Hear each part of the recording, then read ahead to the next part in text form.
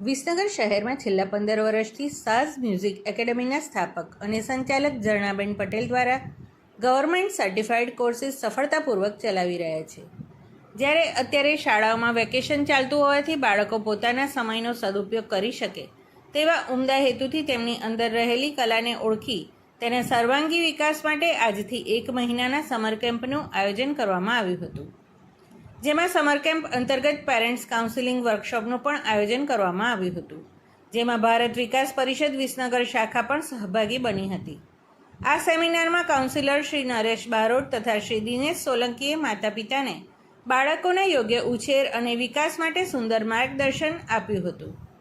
કાર્યક્રમમાં વિશેષ અતિથિ તરીકે શ્રી અલ્કેશભાઈ પટેલ, રોટરી ક્લબ સભ્ય, ડૉક્ટર જયેશભાઈ શુક્લ, ભારત વિકાસ પરિષદના ટ્રસ્ટી પ્રમુખ, ભારત વિકાસ પરિષદ વિસનગરના પ્રમુખ શ્રી હર્ષદભાઈ પટેલ તેમજ ભારત વિકાસ પરિષદના હોદ્દેદારો અને સભ્યો અને બાળકોના વાલીઓએ હાજરી આપીને કાર્યક્રમને સફળ બનાવ્યો હતો.